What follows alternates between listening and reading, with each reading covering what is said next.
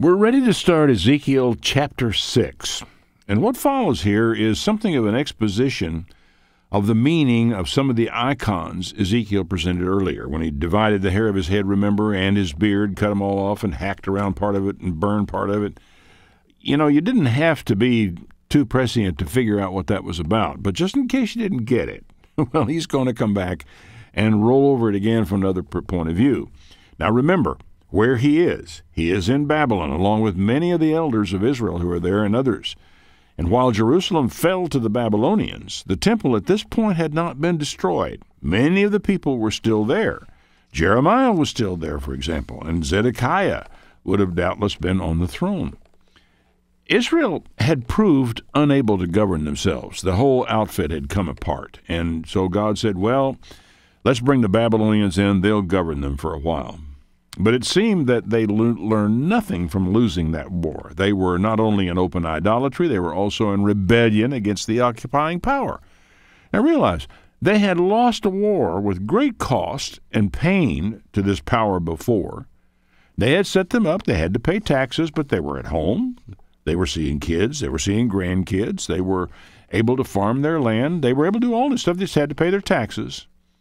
But they rebelled against Babylon. Again, they wanted to be self-governed, having already proved they couldn't do it. So it's going to come apart on them again. I suppose if Israel had become a secular society, God would not have been so angry with them. But that doesn't seem possible. The absence of God creates a vacuum that has to be filled with something, and the complete loss of moral standards leads to utter corruption. God has a choice. He can simply let the nation turn into a hell on earth and walk away and forget them, or he can chastise. All right, so these people are in captivity, and while Jeremiah is prophesying in Jerusalem, Ezekiel is prophesying to all the Jews who are over in Babylon. And he said this, "The word of the Lord came to me," which is striking the way he keeps saying that. The word of the Lord came to me. Not just that the Lord spoke words in my ears. The word of the Lord came to me. And this, I think, is the word that became flesh later on. "Son of man," he said, "set your face against the mountains of Israel and prophesy against them, and say, O mountains of Israel, hear the word of the sovereign Lord. This is what the sovereign Lord says to the mountains and the hills and the ravines and the valleys. I am about to bring a sword against you. I will destroy your high places. Your altars will be demolished. Your incense altars will be smashed. And I will slay your people right in front of your idols." After all the prophets, after the kings who had destroyed the idols, they still went right back into the old customs again and again. And what he's telling them here is it's going to be everywhere. Mountains, valleys, ravines, there's no hiding place for you. The reason why they kept falling back into this is really simple when you understand it. Baal worship involved sex. It also involved child prostitution and even child sacrifice. That's just how bad it got. If you want to read the story, it's in Jeremiah. He said, "I will lay the dead bodies of the Israelites in front of their idols. I will scatter your bones around your altars." Note the plural. There was supposed to be only one altar of God. These people had altars all over the place, in every valley, on every mountain, in every ravine. Wherever you live, the towns will be laid waste, the high places demolished, your altars will be laid waste and devastated, your idols smashed and ruined, your incense altars broken down, and what you have made wiped out. Your people will fall slain among you, and you will know that I am Jehovah. Now, this is a striking thing that's staying here. And again, Ezekiel comes up with this expression, you will know. Then you will know that I am. Then you will know that I am Yahweh. And the whole idea of this, and I've made this point before, let me make it again. It's one thing to tell people before something happens that it's going to happen and why. Then they will know. If they're not told until after, oh, well, this terrible thing happened to you, you've had this drought. I can tell you why it happened. It happened because you were worshiping these idols. And people will say, oh, big deal. Anybody can come along, any fool can come along after the fact and tell us that God did it. Well, this fool is coming along ahead of time and telling them that God is going to do it. And when it's done, then you will know. But he said, I will spare some, and you can hearken back to the previous illustration of this hair. I will spare some, for some of you will escape the sword when you are scattered among the lands and the nations. What's interesting here is scattered in the plural among the nations and the lands. Some of them would go to Babylon, the majority, but others would be scattered far and wide. Jeremiah and the gang that he was with that drug him off to Egypt, they went to Egypt. And who knows where else the refugees from this area came. But they were scattered to the four winds. And what had happened to the house of Israel as well before was this same thing, as well as the house of Judah. So they all, one way or another, were scattered to the four winds. Then in the nations where they have been carried captive, those who escape will remember me, how I have been grieved by their adulterous hearts, which have turned away from me, and by their eyes which have lusted after their idols. They will loathe themselves for the evil they have done and for all their detestable practices. You know, I can kind of understand how this feeling that you've gone a certain way down a wrong road, and finally, at long last, you've seen where it leads. You've seen the abyss that you're staring into at the end of it, and you suddenly realize, I'm not here because God made me be here. I'm here because of my own stupidity and the evil of my own wicked heart. And like Job, you come to the place where you say, I hate myself. Well, nobody's encouraged to do that in this particular era, but that sometimes is where you come to when you deserve it. The prophets are surprisingly delicate in the description of Israel's sins. For example, what is it about an idol that would create lust? And what were the despicable practices, the detestable things they did? Well, how about the murder of children? How about child sexual abuse? How about selling your daughter as a temple prostitute before she even gets to her teen years? For money. You know, it's understandable when the people came to themselves that they would hate themselves for what they had done. It is a terrible mistake, too, to imagine that we are any better than those people were, because we are doing the same things. We're just doing them with different technology, in different circumstances, and we don't necessarily try to place a religious tint or hue on it, although sometimes I wonder. But, you know, I'm not sure the people back then made it that big a religious deal. They lusted after their idols. The idols were, I guess, erotic images, and they created lust. And I'm not so sure the people even cared whether there was a God behind it or not. They just were carried away by their desires for sex. Anyway, Ezekiel goes on to say, all that's going to happen, and they will know that I am the Lord. I did not threaten in vain to bring this calamity on them. I warned them ahead of time. This is what the sovereign Lord says. Strike your hands together and stamp your feet and cry out, alas! Because of all the wicked and detestable practices of the house of Israel, they will fall by the sword, by famine, and plague. How many? 1/3 by famine and plague, 1/3 by the sword, the remaining third carried off into captivity. Only a handful would be protected by God. He that is far away will die of the plague. He that is close will fall by the sword.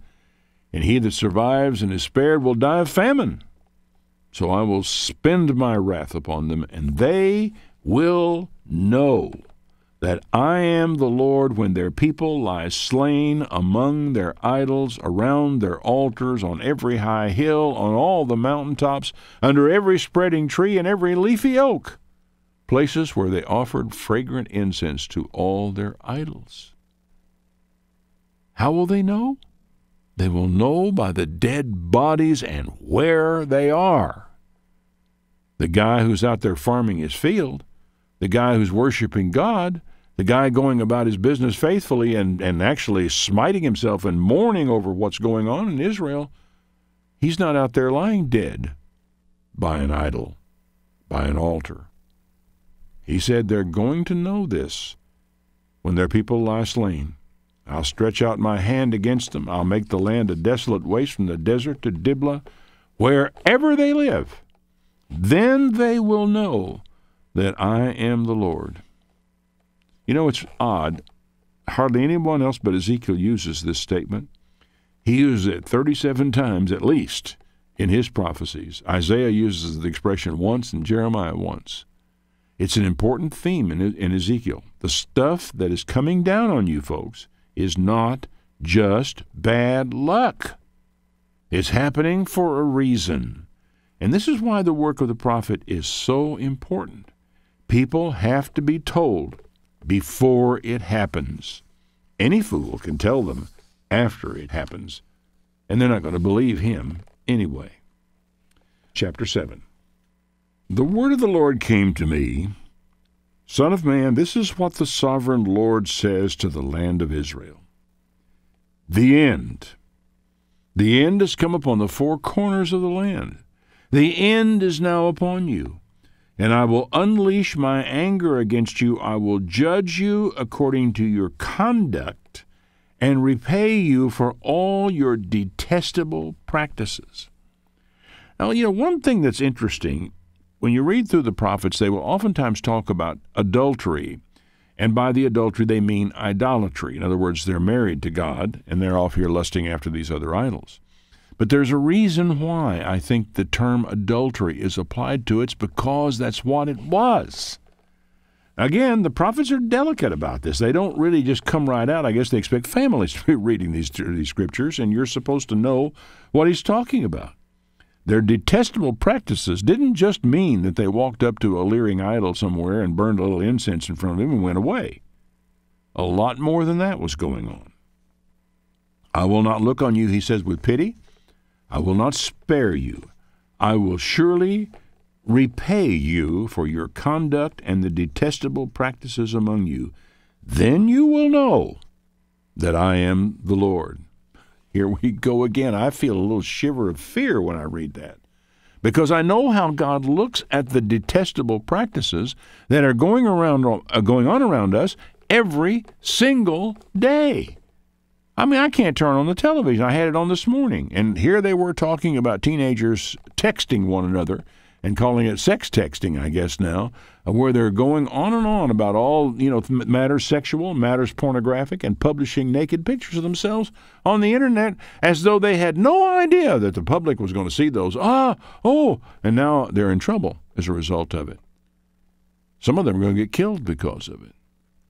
I find the words, I will repay you, more than a little bit frightening. This is what the sovereign Lord says. Disaster, an unheard of disaster is come. The end has come. The end has come. It has roused itself against you. It has come. Doom has come upon you, you who dwell in the land. The time has come. The day is near. There is panic, not joy, upon the mountains. Well, can we understand that a little better today than we might have 5 years ago as a result of some of the stuff that we've been seeing? And I think what we're seeing so far is pretty mild. I'm about to pour out my wrath on you and spend my anger against you. I will judge you according to your conduct. I will repay you for all your detestable practices. I will not look upon you with pity, or I will spare you. I will repay you in accordance with your conduct, all your detestable practices, then you will know that it is I, the Lord, who strikes the blow. Frankly, even with fear, I'm glad to know it is God who strikes the blow, for his correction is for salvation, to turn our hearts back to him. It doesn't mean that he has gone away. It doesn't mean that he has forsaken us. It doesn't mean that he's just left us to the world and to time and to chance and bad luck has finally caught up with us. You know, we look to this and to see that he's doing it to turn our hearts back to him. And why would he not be angry with the likes of us?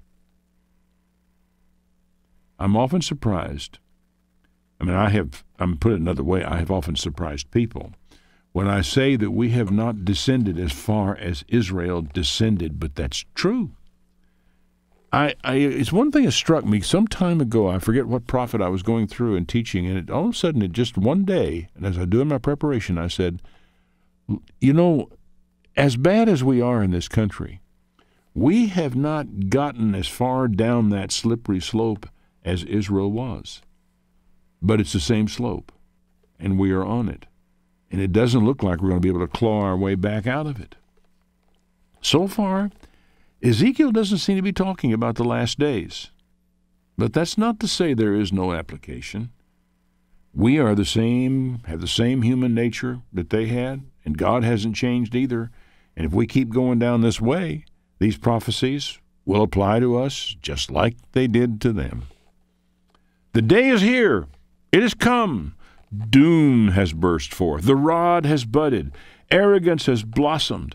Violence has grown into a rod to punish wickedness. None of the people will be left. None of that crowd. No wealth. Nothing of value. What we have just seen, not only in our own country but in the world, is the way wealth can vanish like smoke. God only knows how much accumulated wealth and how much capital had just vanished into thin air in the past few months. And it's at times like this you begin to understand that wealth is an illusion. The time has come. The day has arrived. Let not the buyer rejoice nor the seller grieve, for wrath is upon the whole crowd. The seller will not recover the land he has sold as long as both of them live. For the vision concerning the whole crowd will not be reversed. Because of their sins, not one of them will preserve his life.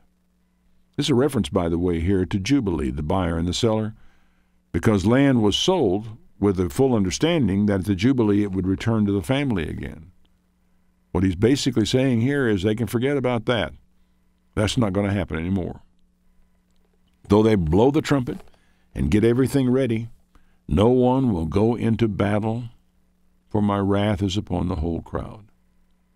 Outside is the sword, inside are plague and famine, and those in the country will die by the sword, and those in the city will be devoured by famine and plague. You read the book of Lamentations, and you will see what it was kind of like in the city when it fell. The way all this stuff came to fruition in terms of famine and plague and sword. All who survive, he said, and escape will be on the mountains, moaning like doves of the valleys, each because of his sins. In any situation like this, there are refugees who get away, and they'll be in mourning because of what has happened. No one can rejoice. What has happened has taken everything away. It has just swept it away.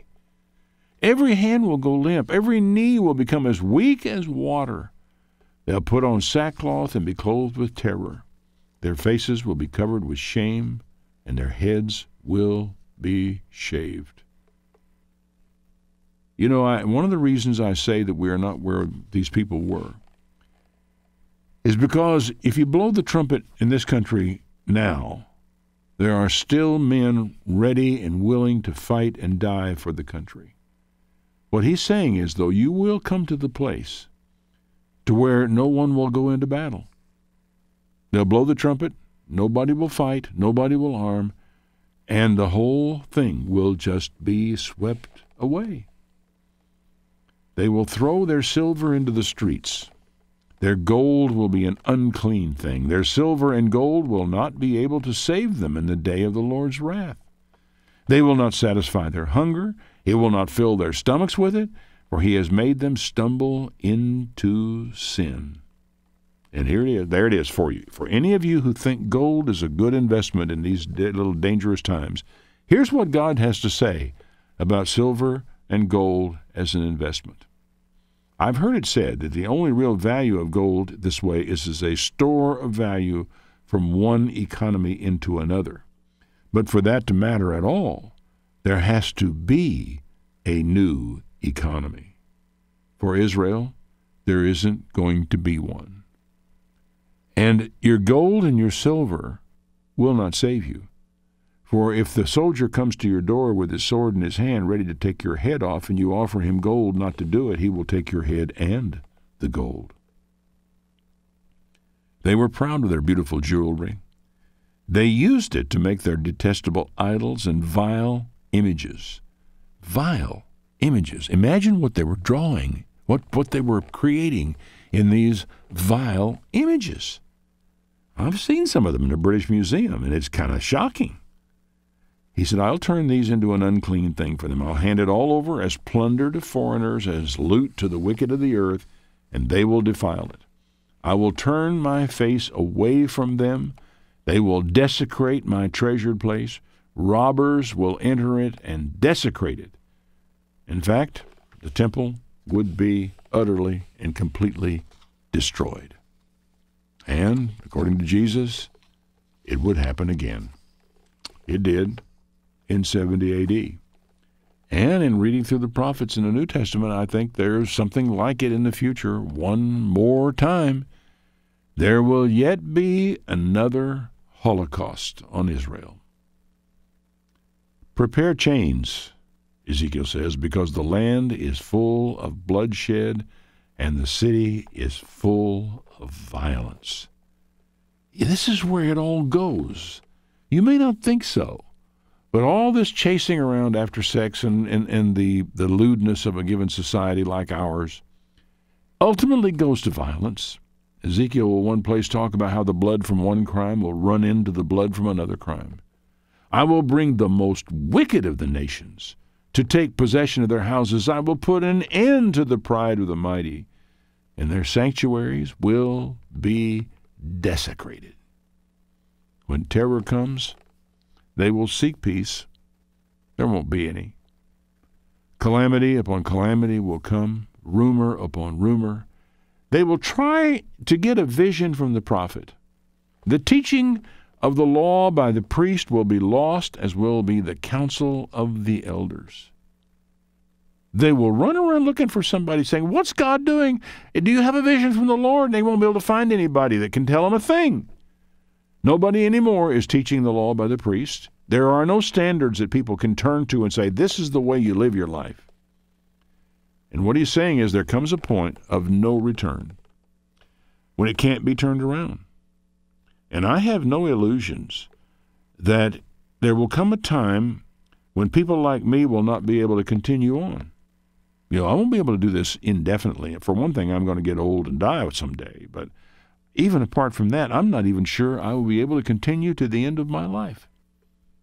There's going to come a time that Amos called a famine of hearing the word of the Lord. Behold, the days come, says the Lord God, Amos 8, verse 11. I will send a famine in the land, not a famine of bread, nor a thirst for water, but of hearing the words of the Lord. They shall wander from sea to sea, from the north even to the east. They shall run to and fro to seek the word of the Lord, and shall not find it. In that day shall the fair virgins and the young men faint for thirst. No, not the thirst for water, the thirst for the word of God, which is gone. Ezekiel continues in verse 27, the king will mourn, the prince will be clothed with despair, the hands of the people will tremble. I will deal with them according to their conduct, and by their own standards I will judge them. Then they will know that I am the Lord. Now that's a shock. You get to thinking they have no standards to judge by, but they do. And they don't even live by their own standards. If you ever wanted an example of this, just look at our own government, our own Congress, the White House, and all the rest of them up there. They don't even live by the standards they try to impose on the rest of us. We have it right in front of our face. They don't mind raising taxes because they don't pay them. Well, on that cheerful note, we finish up that chapter of Ezekiel. I'll have to confess, I wouldn't blame many of you if you kind of went back and listened to some of the other Bible studies, because this is heavy stuff that we're going through now.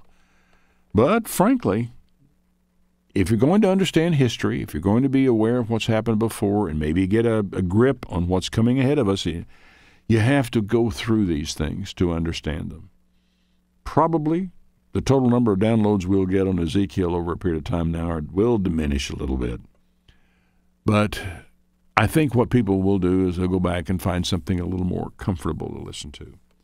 But meanwhile, we're going to plow on through the book of Ezekiel and just see how much we can stand of what God actually said and what he did to a people in a time, unfortunately, that wasn't that different from where we are today.